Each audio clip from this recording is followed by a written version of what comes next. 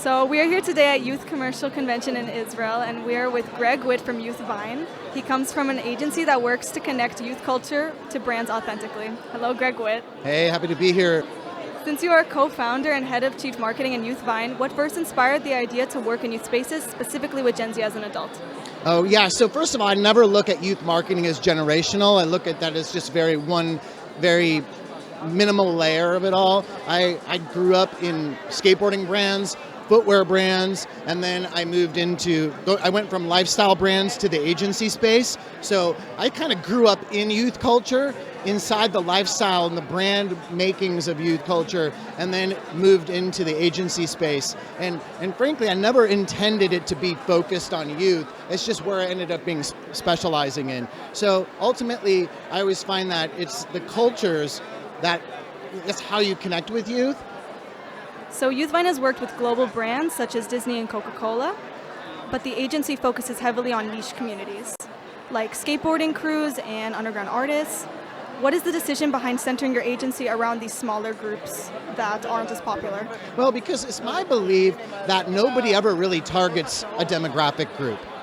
Because at the end of the day, if you say that your audience is young adults, or if your audience is teens or young kids, it's like you can't really access anything. So when you focus on cultural interest, activity-based, genre of passion, fandoms, if you will, then you have a point of access. You know how you're going to connect and add value and be a contributor. So it's very difficult to contribute to just a demographic group, but when you have a cultural group, you start to have a much more natural way to form community and connect around something that's a shared passion.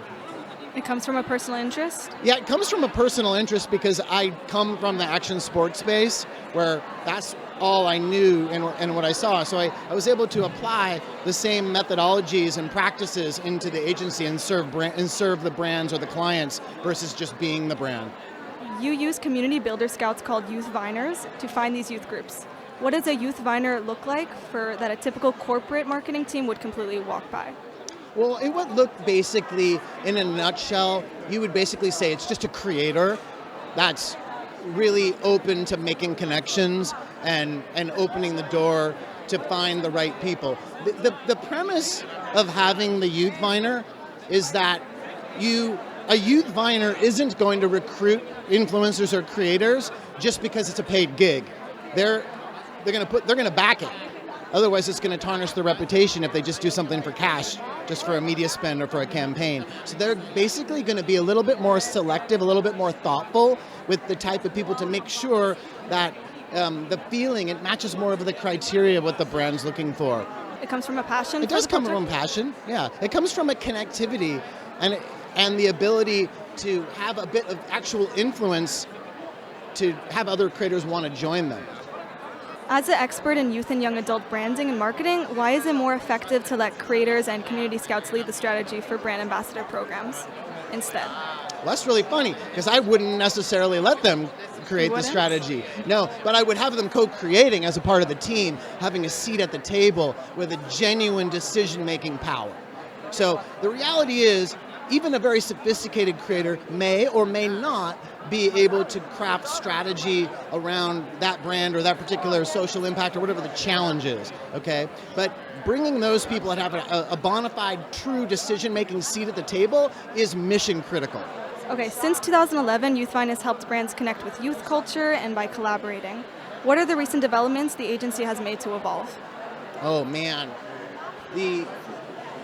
it's being selective and not just partnering up with any company that just wants talent.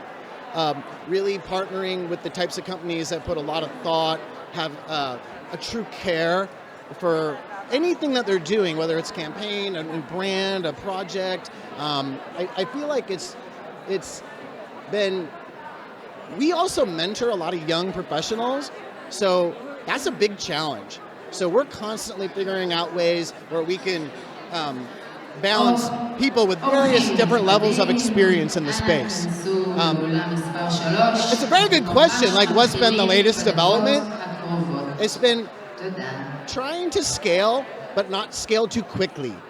And I think that that's a big part of it. I mean, it's a good question. I don't know if I effectively answered it, to be honest. But we're constantly learning every day, and we're constantly just trying to be teachable every day. And from the client perspective and the problems, but also from the young people that we listen to and facilitate. Question connected. How selective do you say you go about the people that you are working with and the team that you create? People that generally will have like good ethics, people that have shared values with us, because we, as an agency, we always care about having an impact. We care about not just selling the next stuff.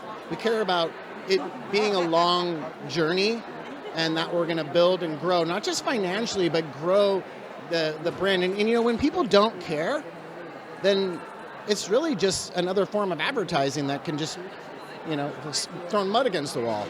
So it's super important that everybody's vested. Now, you don't always get everyone to be completely immersed or completely invested, but if you're very selective and you have more of an ambassador, more of a family-based, and family's a little bit, you know, too much, but the idea of people that are really feel bonded by something, so therefore you have to be selective, because some companies just don't, they don't care about that. They just want to move on to the next campaign or whatever. So, yeah.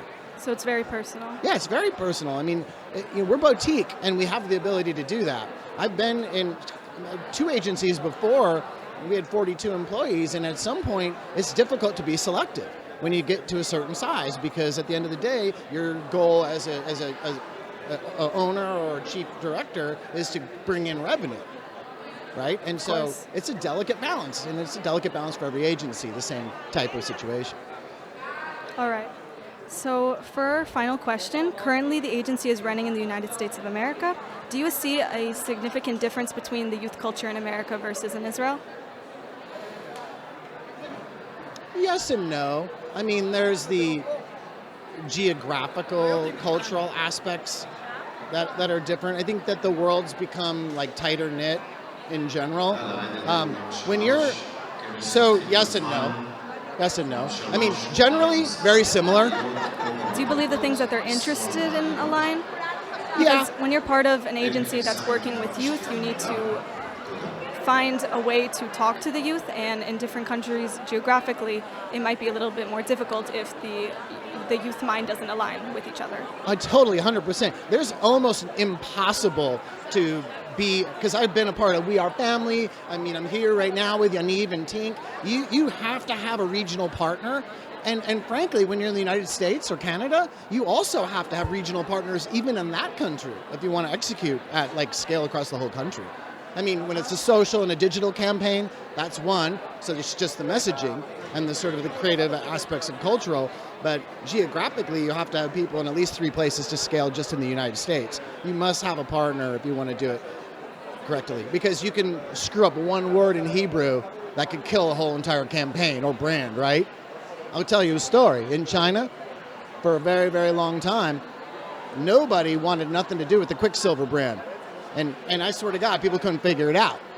That word meant something I'm not going to say. Some of the ways that it was spelled, it meant something very derogatory, and it affected their brand for 10 years. You would think a billion-dollar company would have figured that out a little bit earlier.